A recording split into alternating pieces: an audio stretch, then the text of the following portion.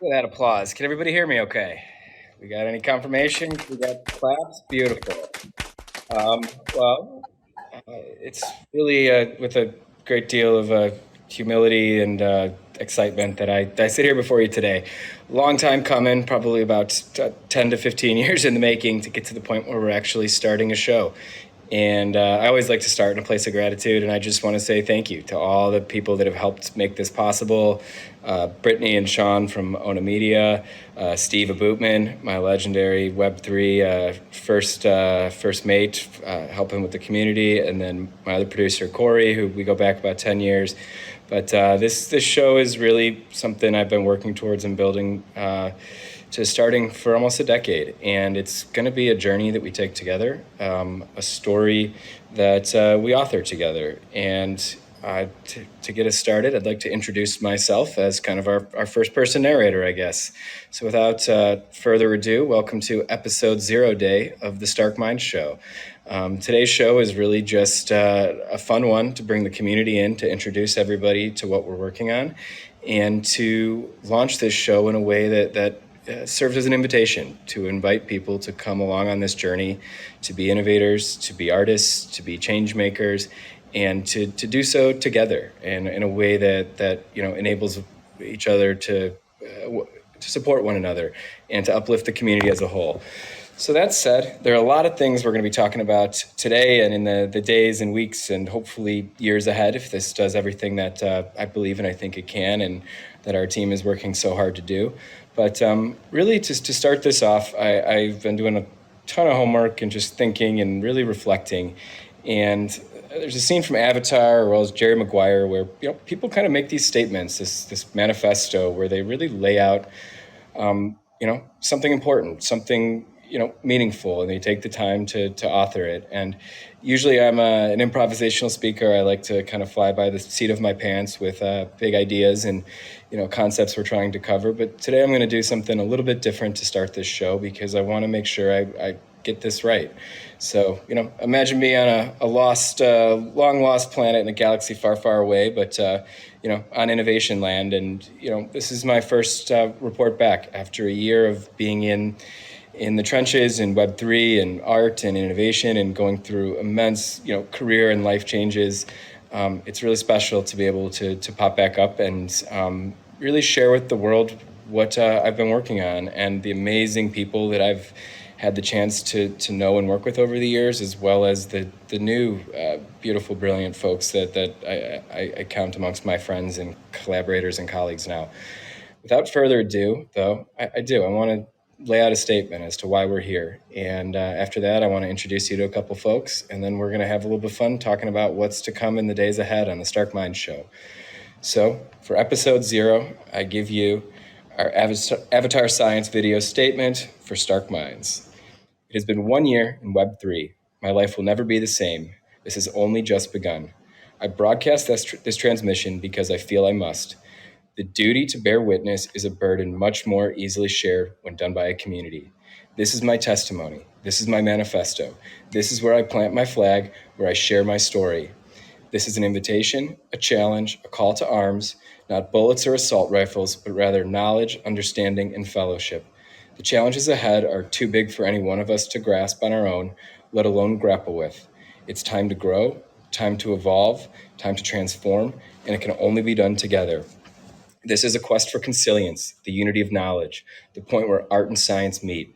To find it, we'll seek together, we'll follow big ideas through time and space, we'll meet the humans living at the very edges of creativity, we'll make sense of our changing reality together, we'll throw as many minds, brilliant and beautiful, at the riddles of the future as we can. It is with an open heart that I invite you to take this challenge with us and to participate in this show, which is going to be an active one. It's going to be one that's expected to be participatory. I'm sure a few of you are probably experiencing Fireside for the first time tonight, and that's really, or today, and that's really where I wanted to start with my first thank you is to Alice, Chris Bordeaux, who brought me into it, and the whole team over there that has been remarkably supportive in giving us a forum to launch a show that lets the community really be a part of it.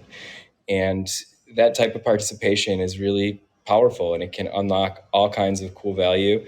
But we just need a catalyst, an organizing principle. And that's what this show seeks to do.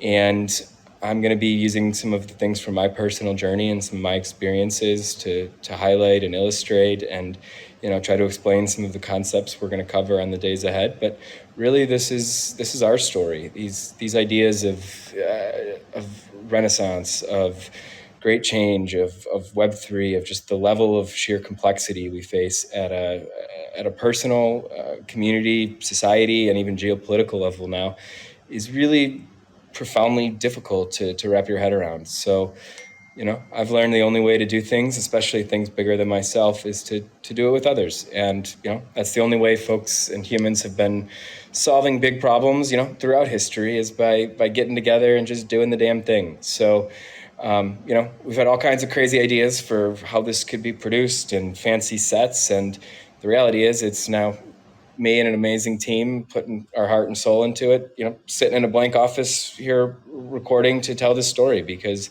it's not about the pomp and the circumstances. It's not about, the ego. It's about the mission. And the mission we have here is a special one. It's one to frame and take on and ask questions about, ourselves, about our times, about what does it mean to be human in this day and age? How do we work together to develop new models that can help extricate us out of some of the challenges that we as a community, as a society, as a city face, or as a country?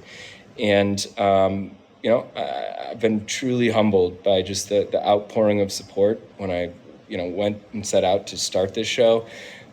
It's been a really special experience. And with that, I'd love to introduce you to a couple of the folks who have been really instrumental in helping bring that journey together. So without further ado, I'd like to call my first mate, which is, my onstage producer, brother Steve Abootman of the legendary funk communities.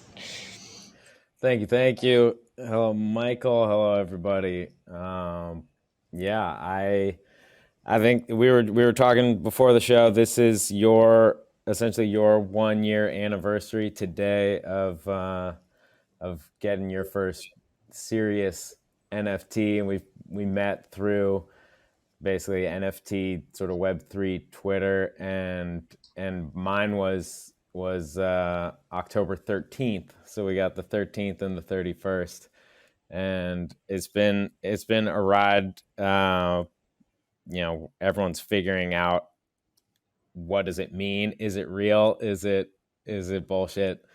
But I'm just excited to be here. So Me too. And you know what? I can't answer that question for you. I think that's one we all have to answer for ourselves ultimately, Steve. But fortunately, hope this show should serve as a forum to start to frame that question a little bit better, and hopefully reach some answers and some conclusions that we've worked on and integrated together. So, to kick things off, like Corey, I don't know if you're ready to jump up. Corey's more of our silent behind the scenes producer, but he's a longtime friend, collaborator. We've been doing community work together in Chicago for going on 10 years now, and he's actually one of the best street artists in Chicago. And fortunate enough that Corey actually decided and blessed my wife and I with a live painting at our wedding years ago. So to see old friends and new coming together in a different way, in a different medium, in a different format like this is really special. So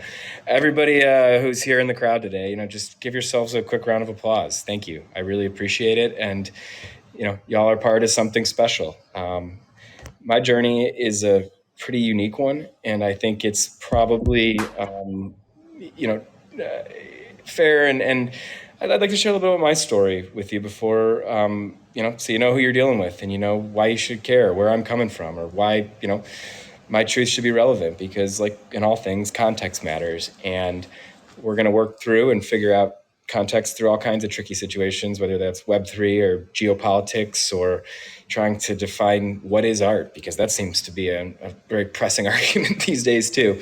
But this show is going to live at that intersection of art, technology, and entrepreneurship. And I've, over the years of being in startup and entrepreneurship for about 10 years now, have really come to see artists and entrepreneurs as almost one and the same, or at least the entrepreneurs I work with that tend to play in creative fields. And painters, whether they're or artists, whether their medium is paint or digital or sculpture or drawing or charcoal or pastels or whatever it may be, they're still going through an immense struggle to take an idea and capture it and create it and convey it in a way that resonates and moves people in a really deeply human way. And I very much see entrepreneurs as doing the same thing, except that their tools are teams and brushes and or cash flow statements and hardware and infrastructure. But the reality is to bring something new into the world, regardless of kind of the scale and scope of its complexity, requires a struggle from the creator. And I find profound beauty in that struggle, whether it's a struggle to pull together a podcast, whether it's a struggle to squeeze the perfect brushstroke out, or Da Vinci's paintings. We're never done. For example, he always wanted to keep working on them. And I think that's one of the themes about this show. It's going to be a little bit different, is that this show is a work in progress constantly. It's designed to be innovation in action. It's designed to be built and grown and to take the shape of the community that comprises it. So, I don't want to be the only one up here talking. I want this show to really grow and evolve, and for regular contributors to come be a part of it. But, why we got to here is really to start Renaissance 3. It's been a crazy, crazy journey for me over the last few years.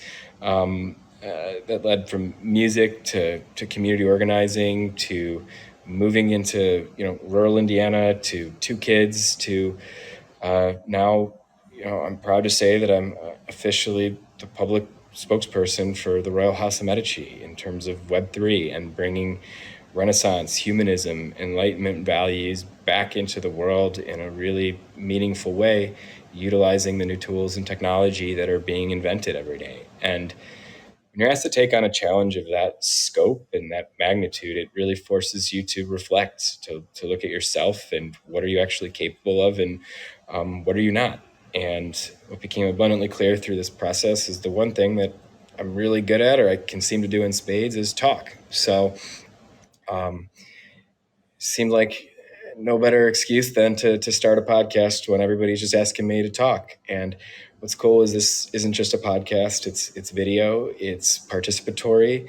It lets us build a community by making our show, which is really, I think, a cool metaphor for blockchain and what's happening in Web3 and NFT, where the things that you create become a part of your identity by putting them on chain, or by collecting digital assets that represent art or ideas or communities. Those communities and those pieces of art or those allegories and ideas become a part of your story. I've experienced this firsthand over the last year.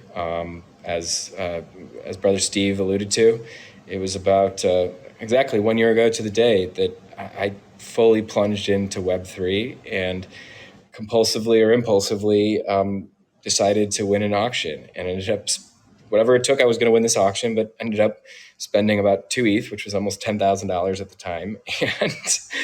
And who knew that purchase could truly change my life, and it did. I got the chance to meet an artist by the name of Stella Bell, and acquired the first piece of her collection, Crypto Stellas, which has told the history of the cryptocurrency and NFT world through portraiture. And she's been capturing the people, stories, ideas, things that have shaped Web3 while building and organizing community and supporting artists. So, I feel very blessed that was my introduction into this space, because I basically got tutelage from the leading Web3 anthropologist and portraiture artist. Like, she literally is like the Vasari of this last period of crypto art, and her work tells the story. So, to have somebody like that, who's deeply principled, deeply courageous and committed to their work, and willing to be themselves authentically and truly, no matter the cost,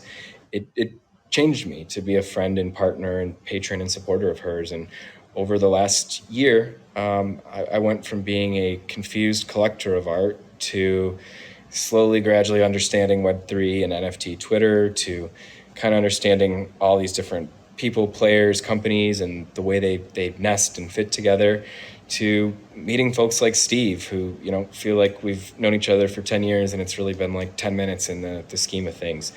But, I think that's the beauty, and I think that's the why, and I think that's the inspiration for this. Is these ideas have power. These are ancient ideas. When you talk enlightenment, you talk Renaissance, you talk rebirth. It's really a call to arms for the curious, for the people of principles, the people who value agency, autonomy, humanism, nobility. If, for whatever that really means today, or in this day and age. And that's something we're going to talk about more. And something I've got some exciting news with respect to Medici around to share in the days ahead. But really, this show is a space for you, for the dreamers, for the doers, for the builders, for the funks, for the artists, for the people who don't fit. And I've always kind of felt that I've never fit anywhere, and my journey has always been a solo one, where I've been surrounded by people, but kind of on my own path, and it was really leading to this in a way that I just didn't quite understand. But yeah, it's been really special to see everybody come together, and that's what gives me hope, and it's what pushes me to do this. Is I've seen what I'm capable of by myself. It's not too much, but I do know that when good people get together, I think Margaret Mead said it best, that never underestimate the power of a committed group of citizens to change the world, for indeed it's all it ever has. And I see this just beautiful combination of mind share, of technology, of art and culture, that are all coalescing and galvanizing in this crucible that is Web3, and in this crucible that is the current global state of affairs. And I take inspiration a lot from the 60s and the oral tradition, whether it's Dr. King's I've Seen the Mountaintop speech, given the night before he died in Memphis, Tennessee, where my family's from. He just defined these challenges, defined them in a very big way, and was assassinated the next day. Kennedy talked about going to the moon because it was hard. We choose to do these things not because they're easy, but because they're hard. And I hope that enough of us can agree and come together to make some choices, make some hard choices, make some important choices before those choices get removed from us, or before the world conspires to limit the options available to us. And yeah, that's kind of the high level. I need to grab a sip of my beverage here, Steve. Take it for a sec. Yeah. No, I really love all of that. And I think, it's, no one wants to talk only about NFTs and have it just be really focused there. But from just my own experience, certainly having sort of a wide horizon of this new frontier and all sorts of lofty talk, it just makes you think about a lot of different. And so for me particularly, like, I never really collected much art or thought much about art, but now feeling like, oh, this is something that I can actually participate in, and like, what does matter, what has value, what is worth sort of fighting for, in a sense. And I think I've got pulled up one of the first, like, one of my first big NFTs, one of my favorite really, that I bought was a poem from this guy Brandon Walsh, who's got his own crazy story. I'd love to get him on here at some point. But if you don't mind, I can read this poem. I think it fits nicely. I love it. Poem is outside of me. The structure isn't solid. The planet's just a plane. The fabric is synthetic. The void is filled in vain. The science will not help us. The facts are custom fit. The profits are pandemic. Something else, but I forget. What happened to the rebels? What happened to the fight? What happened to the message who turned off all the light? So simple is the concept, so complex in design. So far from it we've gotten. So where do we align? Our feelings out of focus. Our focus turns within. Our life we think is separate, our self but not our kin. We have power in our hands. We have purpose in our heart. We have fight inside our soul. We must weaponize the art. I am only one perception. I seek what isn't known. I feel and thus I live. I lost myself. I've grown. When I see you and you see me, we will have one, for one will be. For what we need, we'll have for free when we look outside of me. Oh, dude, I love it. You bringing the heat today, my friend. Thank you for that. Dead on, and that's even hard to follow because it is true. So much about this is about Stella Bell and I've talked about this many times. Ego death of ego being that enemy of, especially in this space when we live in this influencer economy where attention is money, is dollars, is all the things, right? Where attention has trumped all of these other feelings, values, these things that really make us special. And I've talked about this a lot. So anyone that's listened to my spaces before that, I've my career I've been in tech and entrepreneurship, and it's been a pretty interesting journey. But one of the things I had some experience and got a chance to see up close was big data and how it really works and how powerful it is. And after seeing that, and shouts to Shoshana Zuboff for her book Surveillance Capitalism. That's a tome, but worth reading if you want to scare yourself to death this Halloween. But really looking at the way tech and the way we've brought it into our lives, the way we've uh, you know made it almost another appendage to ourselves. But that's not a one-way street, right? Like every time we engage with that tech, it provides data back, right? And that data is valuable to people, to marketers, to technology companies, to all kinds of things. There's plenty of people here can talk about data brokerage and the markets out there for this, but the reality is once you commodify something and you put a number on it like this, it makes the monetary and that quantitative value or the qualitative value or quantitative so much more.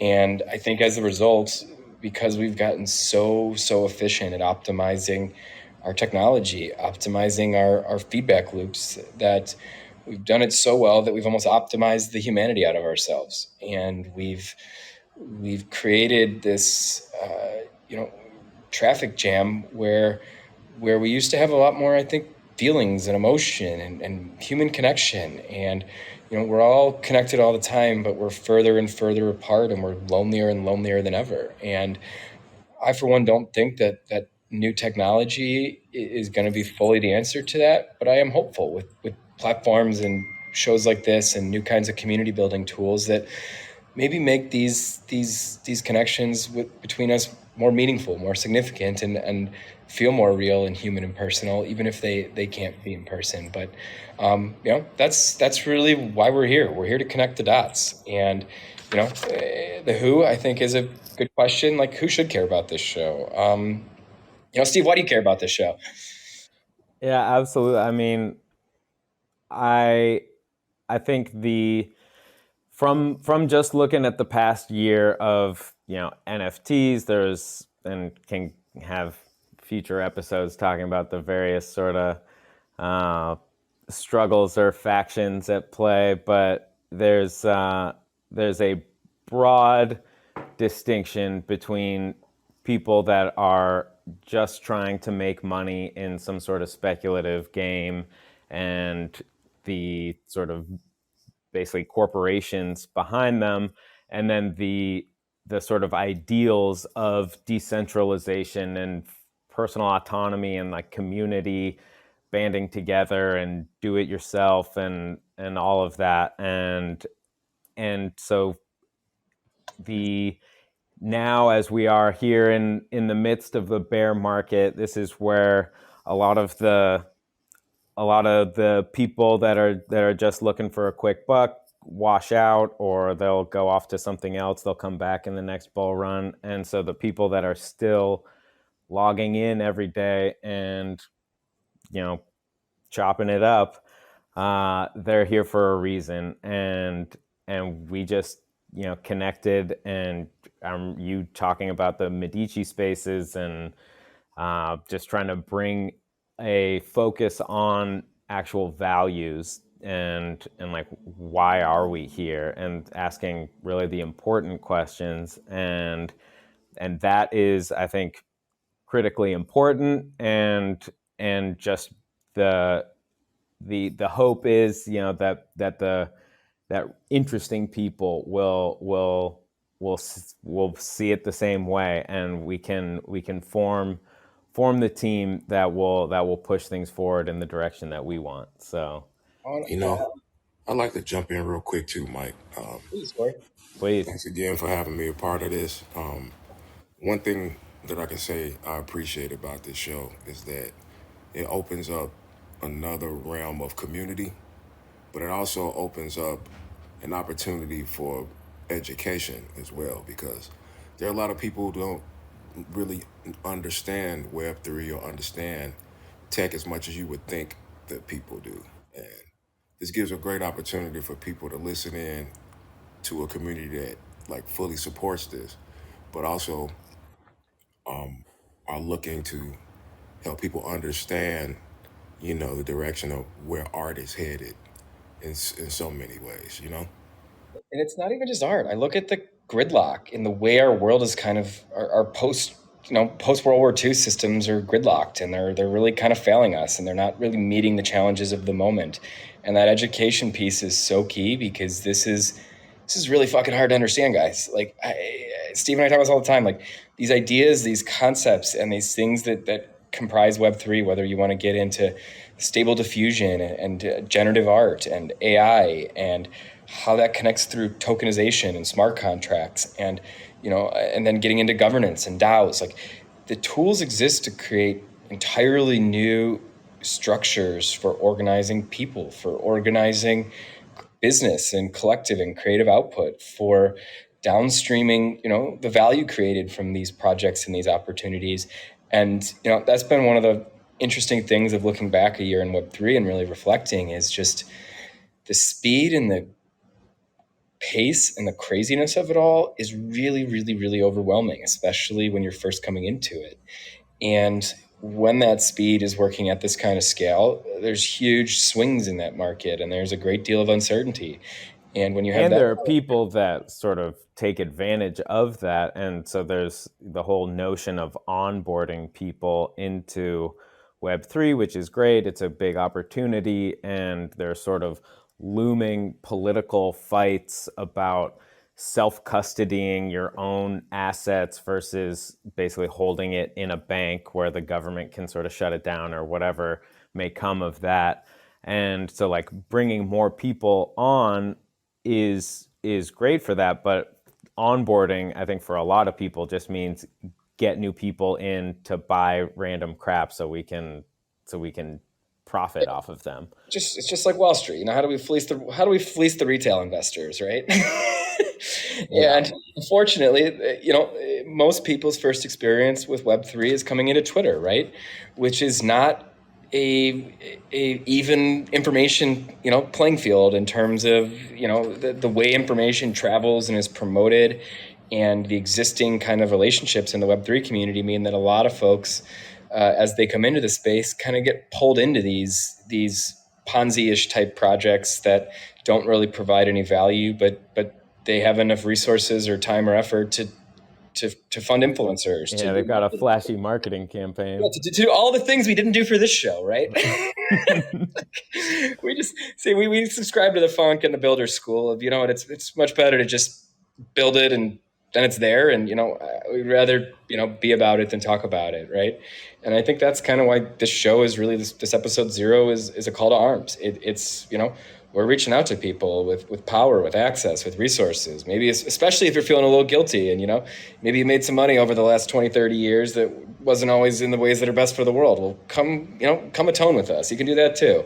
We're looking for people with ideas, people with know-how, people with principles, artists, entrepreneurs, builders, hackers, leaders, dreamers, doers, free thinkers, organizers, voters, citizens, volunteers, and ultimately, as I like to say it, I lifted this from President Obama when he spoke at my commencement graduation speech in college, and he closed it with the end of saying that that really what we need to get through the times ahead is human beings of open hearts, open minds, and good faith.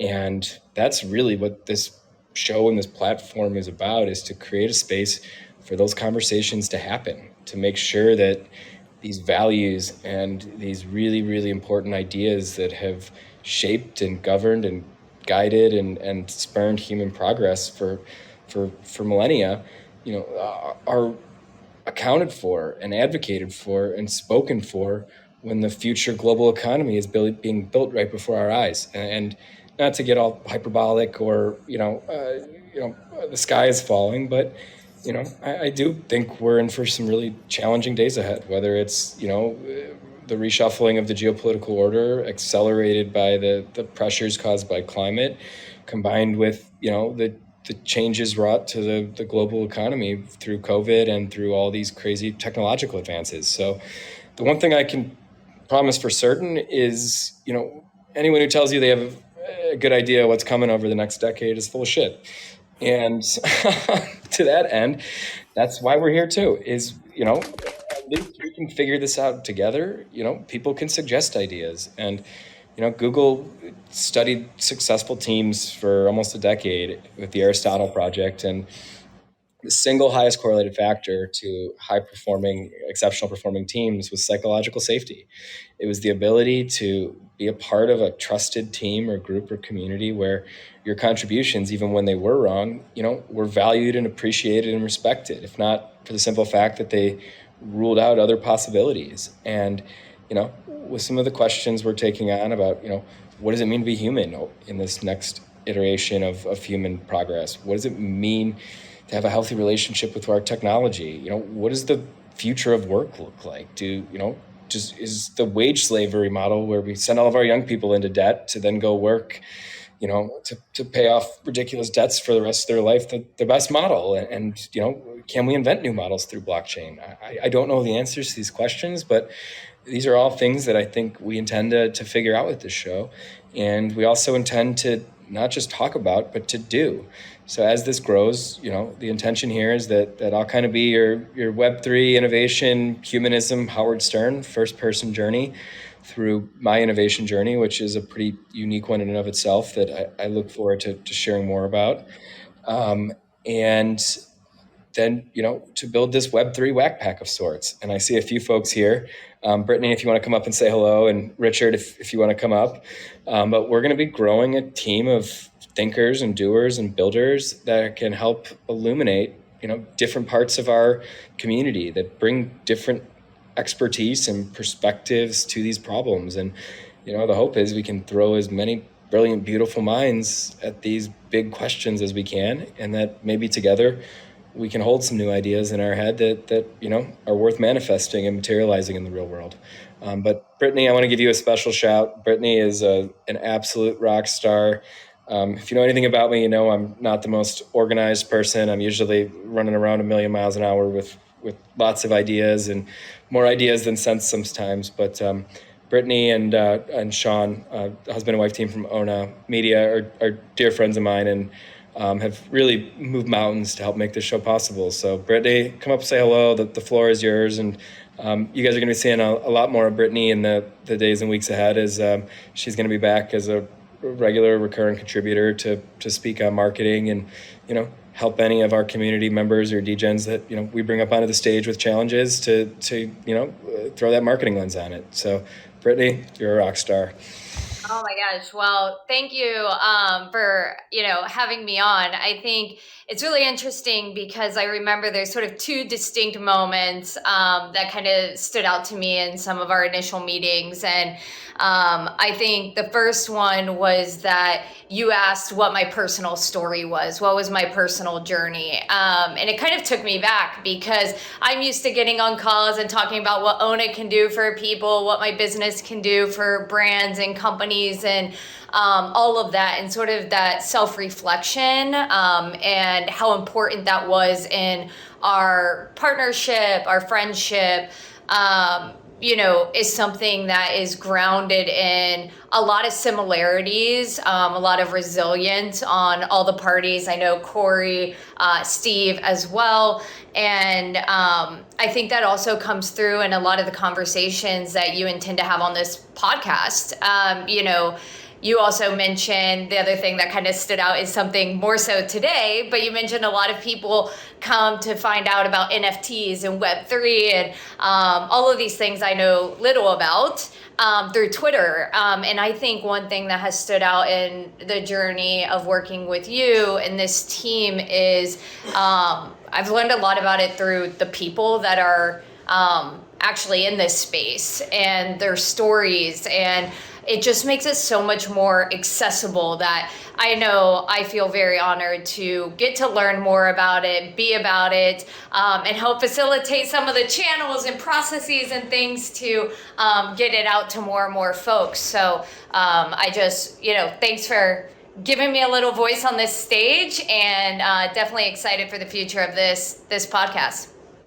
Wonderful. Thank you, Brittany. You're the best. Like I said, we wouldn't be sitting here without you and Sean and all the effort you guys put in. And I'm curious, we've got quite the crew up here. We've got our funky, degen, Steve Bootman. We've got Corey, the street artist who's been doing community work. And we've got Brittany, the now recovering corporate executive turned entrepreneur.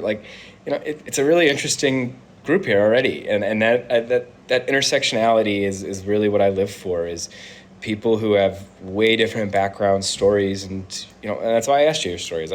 People can tell you whatever they want, they can say whatever they want, but we wear our stories on our sleeves, in our heart, on the scars on our back, and it matters, at least to me, where somebody comes from and the why and the intentionality and the reasons that they choose to do what they do. And I think with that understanding of context comes the ability to meet somebody at a much more human, personal, kind of real level. And a lot of gratitude, because you guys somehow managed to extract something really cool and something that I'm really proud to put my name on from all those crazy ideas and sessions and all that too. So, Brittany, I'm curious. In your words, what would you describe the Stark Mind Show as? You've sat through probably 12 hours of strategic planning and marketing meetings and brainstorming and all of that. What is this show? How would you describe this show, or what does it mean to you? So I still in one of our sessions, you said that you bring a bunch of smart people together to talk about weird ideas. And I love that. And I feel like that's something that we're going to see on this show a lot. You know so many interesting, super smart, individuals. And I think that the amount of ideas and opportunities and ways that these worlds start to connect, I really see this podcast as starting to make those connections more visible to the public. And so that's something that has stood out to me throughout this process and getting to know you and putting this podcast together. And I feel like that's something that we're gonna see here. And that's what I think I'm most excited about. Awesome. So maybe we should actually tell people what this is, right? Like, so what is this show going to be? And I got a few kind of big themes that you're going to see in the episodes ahead, including kind of this one, which is our first. But, our first order of business is that this is really a quest diary. It's, cables from the innovation front lines. I don't know if you ever read In the Garden of the Beast, amazing book, but the author who wrote The Devil in the White City, I forget his name. But, it tells the story of the U.S. ambassador to Berlin leading into World War II, and just reading these diplomatic cables from kind of the front lines is really just a moving kind of experience, right? And I think that really showing people what's happening on the front lines with stable diffusion, with data visualization, with artists using these tools in combination and conjunction in crazy new ways. Like, I do see that, like, cultural currency is I believe the most undervalued asset in the world right now. Like, I sincerely do that. Our whole global economy is built off of attention in a lot of ways, if you get down to it, that drives it and moves it because it's all been digitized. And I think that chance to show people that, the front lines, innovation, and, what these things are, what they're capable of, and then what actually happens when you connect them together into new, novel value chains. It's profoundly difficult to even wrap your head around sometimes, of, if you can imagine something and then there's an image or an animation or a movie created from it. Like, we're not too far from that happening, nor to those kinds of tools being applied to medicine or being, amplified exponentially when breakthroughs in quantum computing finally come through. So I think that's kind of the next piece, is really this show is meant to be a catalyst. It's not meant to be passive. It's not meant to be just listened to. The idea is that listening to this show might be challenging. It might be hard. It might be big ideas that you don't understand the first time through. Well, guess what? That's why we have a live format like this. So people can come, they can participate. We have a vision of this becoming like a network where other folks from within the community can have sub shows within Stark Minds and this Stark Minds universe we're building to illuminate different corners of this ecosystem. And that's really what the vision is that we're building an ecosystem where this show is the front door, but there's a huge family here that lives here. It's not just the family you're born with, but it's the family you choose. And that's been what's really hopeful about Web3 to me, is, seeing the 3 to 5% of weirdos from countries all over the world that recognize that their systems aren't working for them, that recognize that they need to come be a part of this. And especially after a bear market for a year, or whatever it feels like now, of, nobody who's been in it the last year is in it for the money anymore, because it's been largely struggle and suffering and fighting and figuring it out. But the people that have stayed are true innovators and true builders. And that's really what this show is supposed to be about. It's going to be live action innovation. It's participatory, it's iterative. And, this dialogue is going to provide the scaffolding for all kinds of things. We're going to do brainstorming sessions on here. We're going to do strategic planning sessions on here. We're going to raise money for people if their idea is good enough. Hell, we may even try to start some of our own companies. If different people in the audience and the community have different pieces we can bring to the table to spin up something new, I would love nothing more than to have, community launched companies that generate profits that come back into a community kitty. And, ultimately, I think this show could be tokenized. But as it grows, our audience grows, and our team of, our subject matter experts, our WAC pack starts to grow. The idea is that we're building a platform to promote the people, organizations, and ideas that matter. And even if they might not work, it doesn't mean they're not worth promoting, right? So, I think even taking L's is is a valuable lesson, and in my experience, often the most valuable lesson. And Steve, I'm sure you got a few. I could talk about taking L's and getting rugged and stupid NFT things I bought, but it's funny how people get all upset about it. Maybe because I've never been one to let money define too much of like what I do or experience or kind of feel about stuff. But I often find like my rug pulls are just as meaningful to me as some of like my very high value NFTs, because it reminds me of how I fell into the FOMO trap, or where my systems were down, or that just it was a risk worth taking, and you lost that one. But it's okay when you can look at the body of work and know that all those L's had to happen for you to have a few of those grails, those ones that could be earth changing pieces of art and culture that move people. I think that's a really kind of cool way of looking at it. Is like you're gonna have to pick through all kinds of stuff to get the ones that work and the ones that are special, and you don't always know in real time. And we can't de-risk the situation, any more than we can right now. And I think that's one of the assumptions that a lot of people are going to have to just get over, is that maybe we're all not all meant to be happy all the time. Maybe progress isn't preordained. That if you look back through history, this idea of constant growth moving forward forever at a 7% clip is just fucking insane. Nature doesn't work like that, right? So throughout history there has been this push pull, and people, societies, organizations have grown or regressed. And through this change, I suspect a lot of regression and pain points and things they might not have had to consider before, we could be forced to face with again. So in times like that, I think that's where community is what brings us through.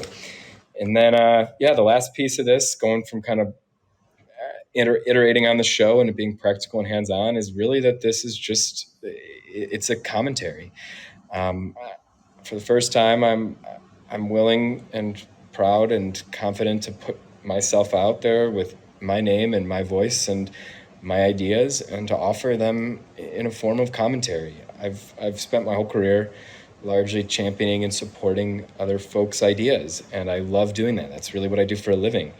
So to be on the other side of it, where this is now my creative project, my company, my name, what I'm putting out there, it's really a different experience to be on the other side. So, my commitment is to be honest, to be candid, to tell you what I really think and feel and believe, and for you to react to that and do with it what you will. And there's never any offense meant. And if not too many folks here are the type to get easily offended, but if you are one of those, go look for a mirror and ask why.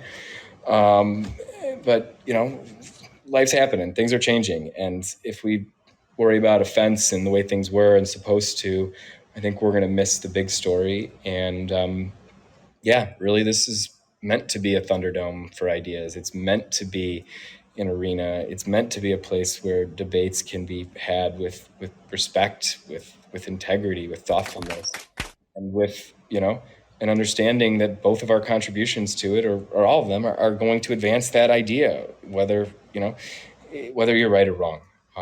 So yeah, I think that's kind of the big three. And then ultimately I'm going to use my story and my work and the things I get to experience day in and day out to illustrate a broader philosophy and a worldview. I do view this as this show can be a lighthouse and a crossroads. It can be values and context. It can be active and hypothetical, all of which really adds up to an experiment. And this really is a grand experiment, and it's one that's going to be based in play.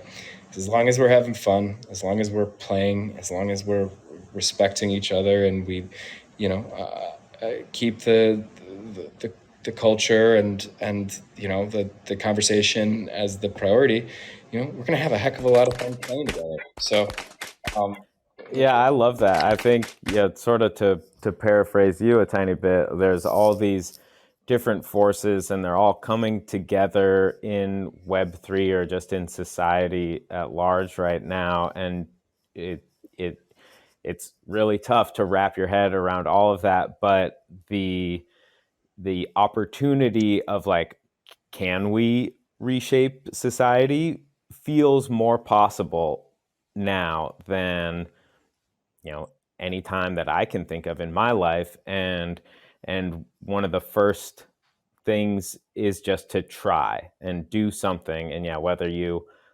succeed or not, the people you meet along the way, the skills you make, and just the lessons learned is, you got to have faith that's gonna mean something. And I think we're all excited to be here with you, and it's gonna be good. Yeah, and that idea of faith is crazy, kind of in a way. Like I totally agree. It's one that seems to dog me and follow me throughout my life and career. I went to 23 years to Catholic school, and it largely beat the God and religion out of me. And I would probably say I'm an atheist now, although I'm always questioning on those arenas. But yes, I think that whatever that connective tissue is that brings us together, our biggest ultimate mission, if we do this right, is really to build the human blockchain, right? Can we connect the humans that are driving change? Can we link today's innovators to the chain of brilliant people that preceded them?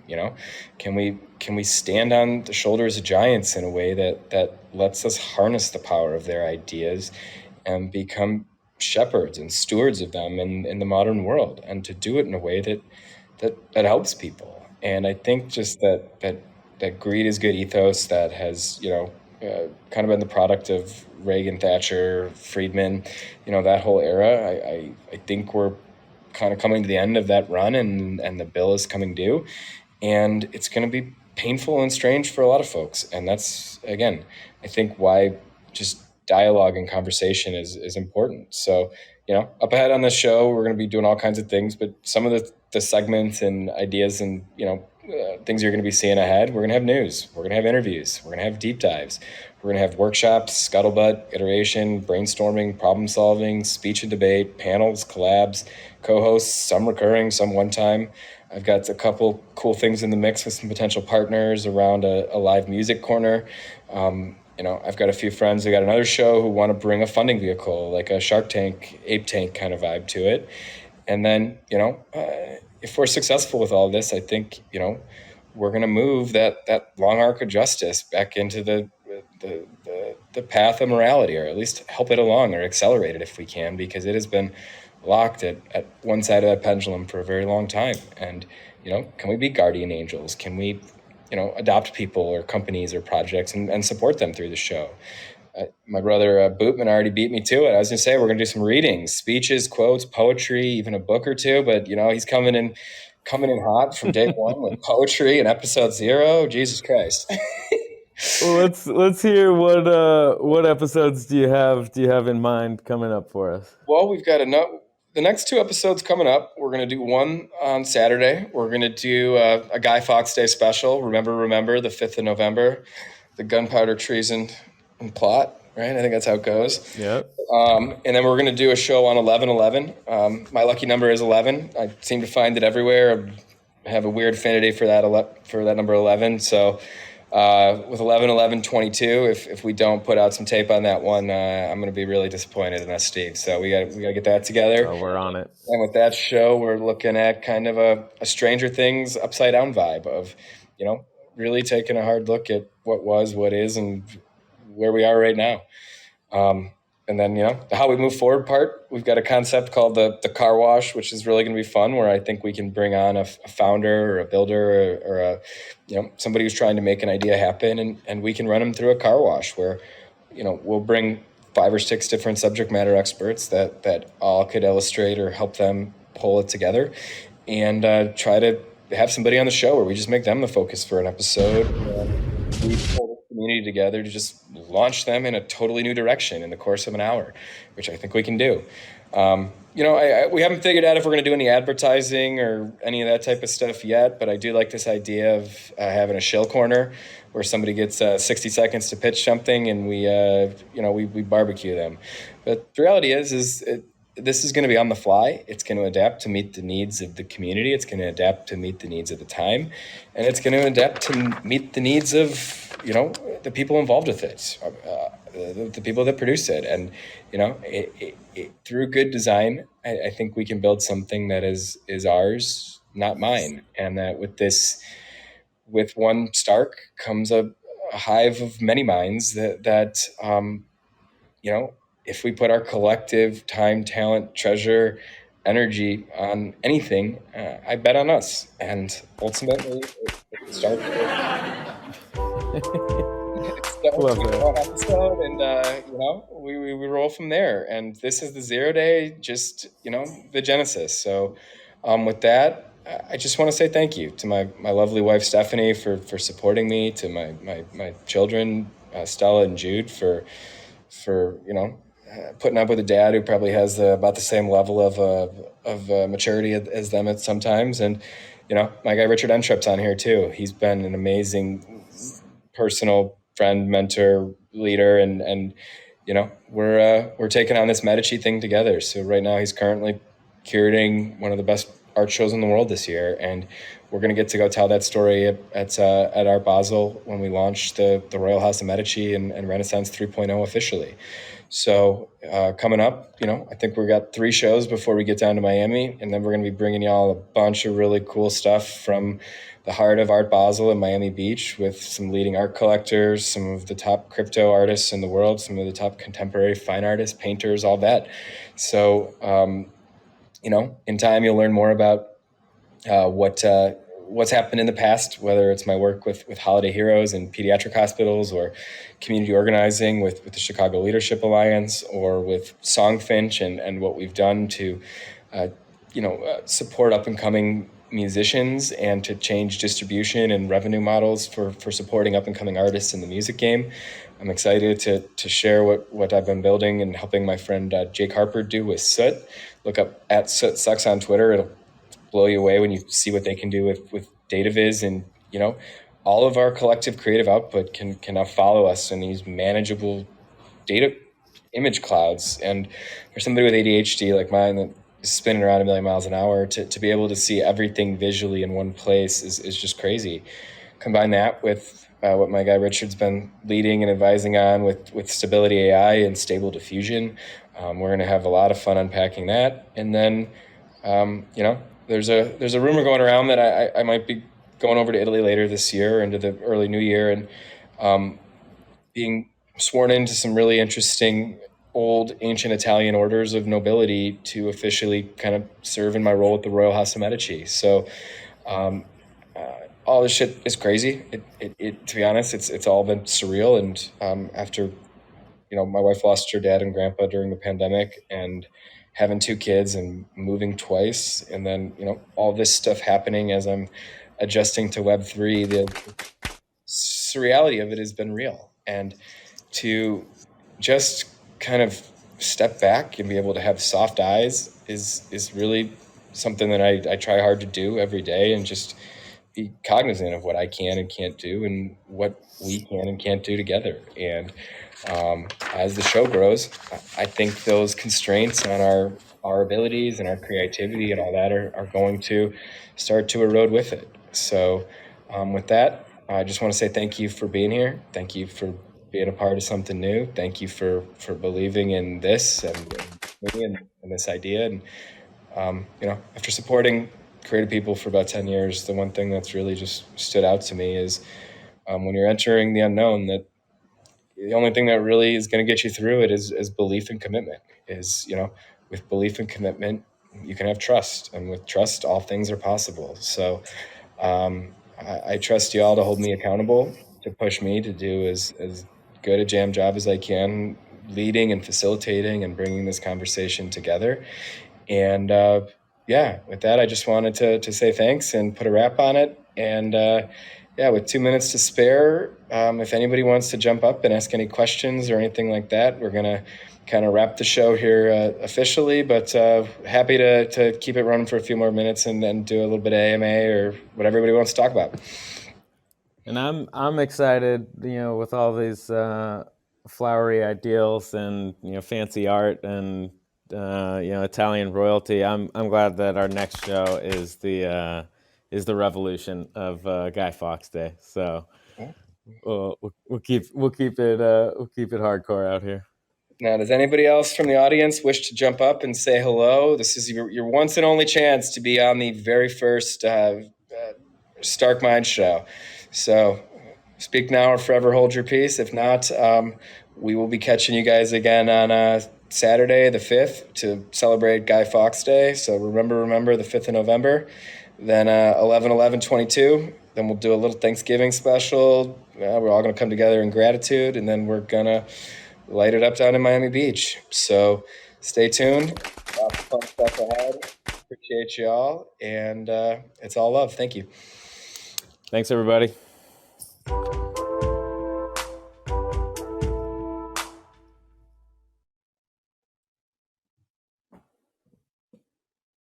All right, it's go time.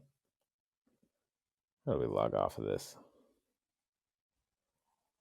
We're learning all kinds of new things out here.